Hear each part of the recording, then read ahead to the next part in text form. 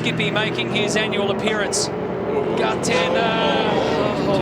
And that was the reason why I heard Garth leap onto the radio. Off you go, mate.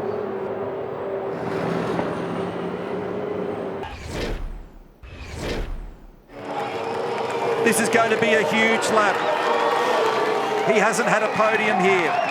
He's a young Kiwi, but he's got 13 Armour All pole positions already to his credit in 2017. He's partnered with Alex Premat from France. Dick Johnson, the legend, is the part owner of this team together with Roger Penske.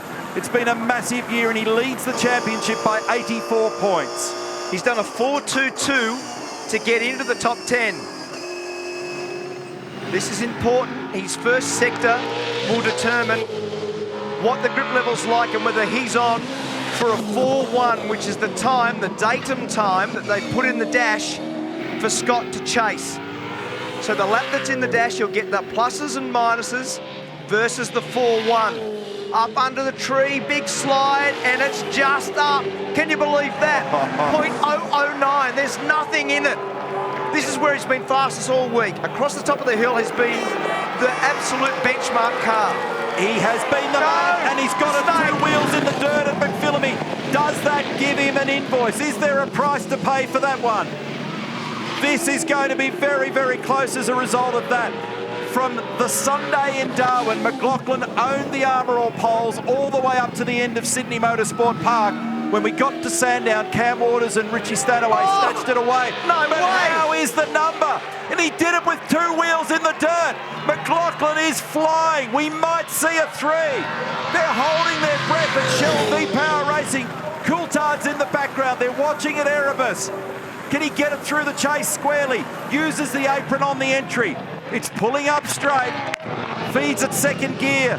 No curb. Direction change. Gear change. It sits nicely. It didn't slide on the gear change. Ludo's excited. He can see the micro sectors. This might be the biggest lap ever at Mount Panorama. And McLaughlin comes to the line. Yes! He's done a 2-minute 3.8. They've gone berserk at Shell V-Power Racing. That is off the scale. Crew are going to love this. Fantastic. He's run straight out. He runs straight by Murph. He's going to do an Elio. He's up the fence. Hey.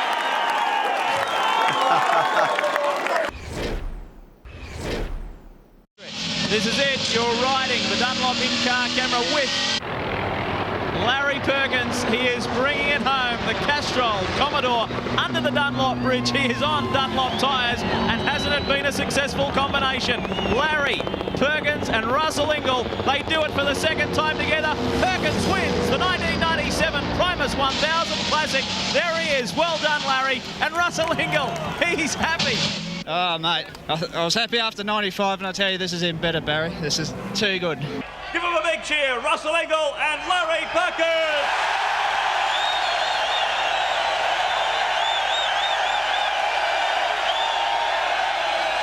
Oh, look, it's just superb.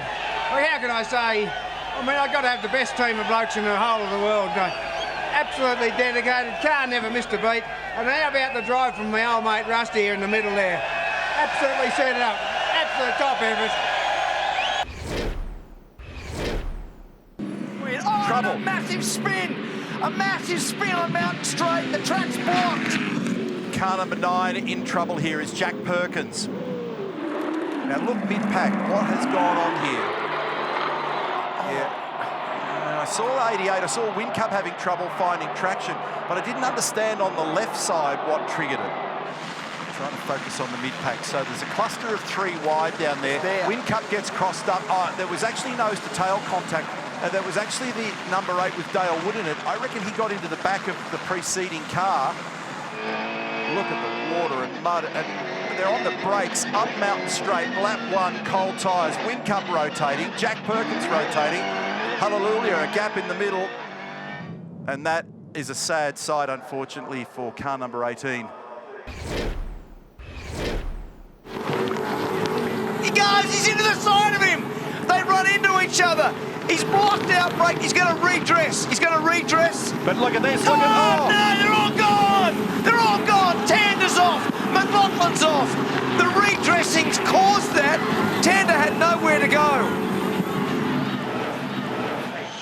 This is on board now with McLaughlin. There's Whincup. Bang, off he goes. Now, Whincup thinks he's by himself, so he's just doing a pure redress of the Scott McLaughlin issue.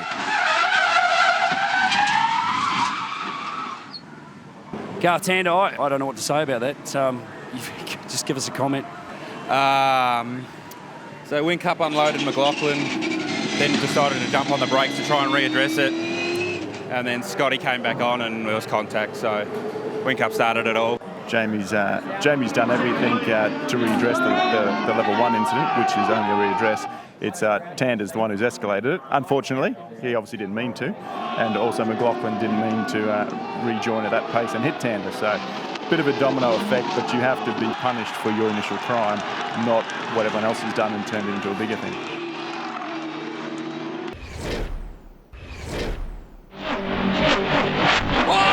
That was Bargwanna. That was Bargwanna. Had a huge moment. It's rolled. It's a Bundy car. No, it's not. I'm sorry. Oh, my goodness.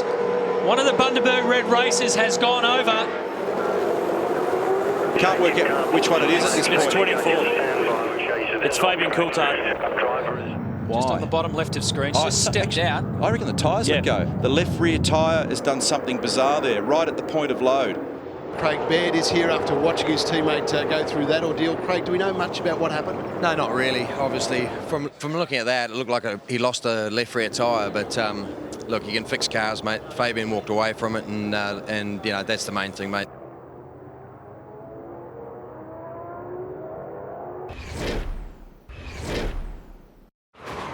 Ambrose has had a massive shunt. Ambrose has had a massive shunt. So Greg Murphy's involved. More cars. The track is jammed. The track is jammed. Can you believe that? That was huge. And look at this. The track completely blocked. Okay there, mate? It could be game over. It could be Mark Scaife's victory. Murphy is out of the car. Ambrose stepping from the car. Did these two tangle? And watch this. Look at these guys. It's on. It's Murphy on. and Ambrose. These two do not like each other, and they are going to have some serious words.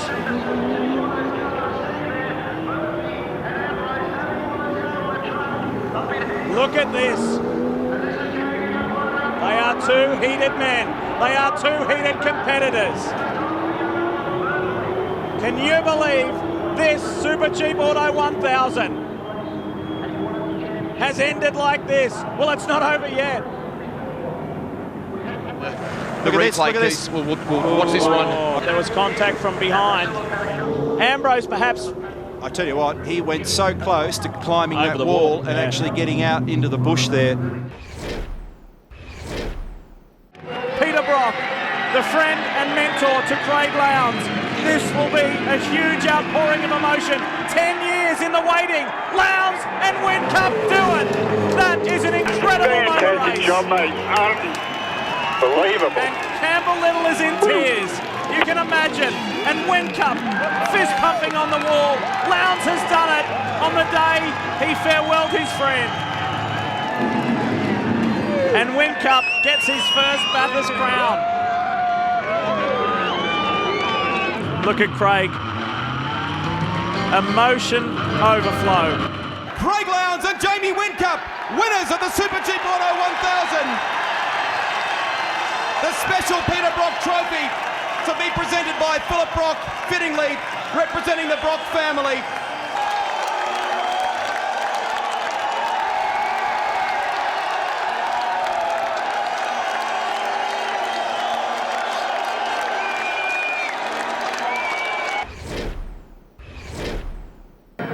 Two-time winner here in 1996 with Craig Lowndes, in 1999 with Stephen Richards.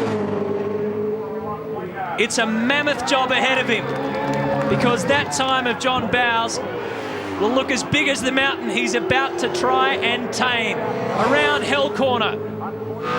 See the wheel work from Greg on the way through one there, and the car's very settled. He turns it in once. There's only a little bit of a trim of the steering wheel angle across the face of the corner and then nails the throttle on the way out.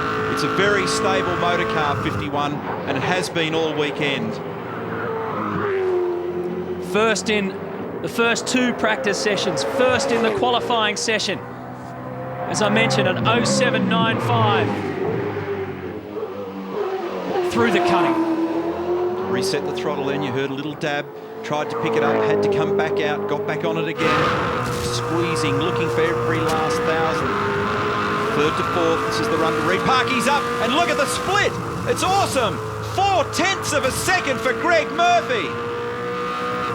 The readout on the dash won't show him that, but it's showing that the Kmart Commodore is top of the game right now.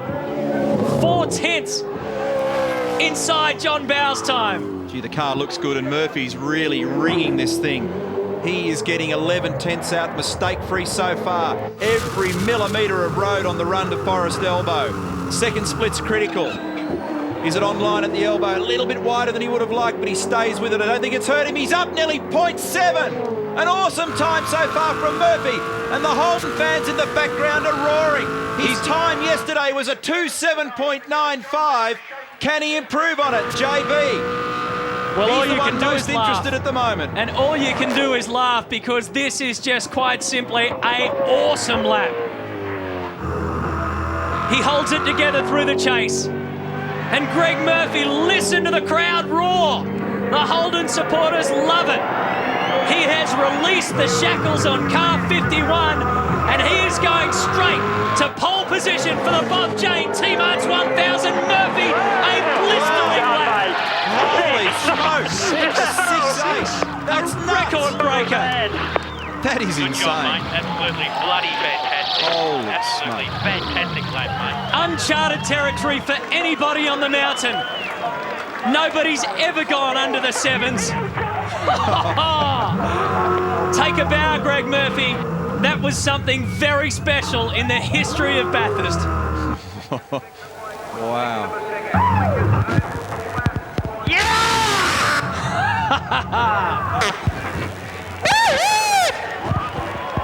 The Kiwi celebrates like there's no other party in the world worth being at right now than this pit lane party. The door's open. He doesn't care about regulations. The belts are off. I tell you what, there'll be very few people in that pit lane that don't applaud this. That is an outstanding bit of driving and a beautiful motor car. A credit to Kmart Racing. And that... Look at them. They've come out of the bunkers to applaud extraordinary work. Look at that. You will never see that at any other time in Australian motorsport. Standing ovation for Greg Murphy. Quite simply, the most incredible lap you're ever going to see.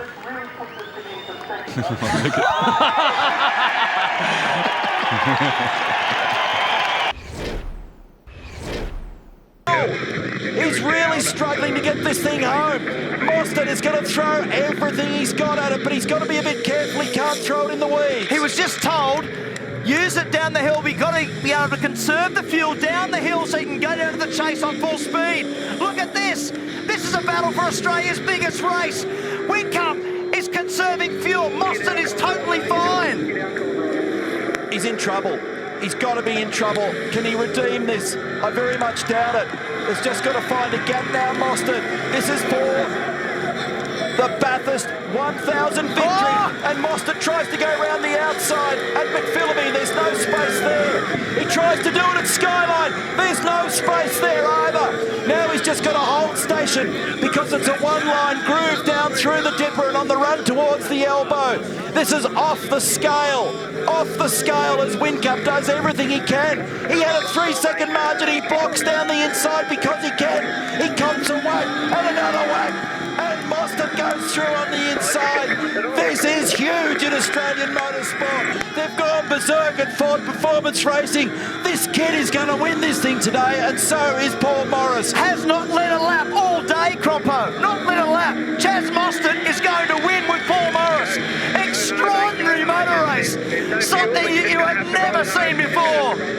We are approaching the 8th hour of the 2014 Super Cheap Auto Bathurst 1000. And Chaz Mostert, who's had 21 V8 supercar events and 56 previous races, is going to make a very special name in history here. He is the winner of the Super Cheap Auto Bathurst 1000. Moffat second for James Moffat.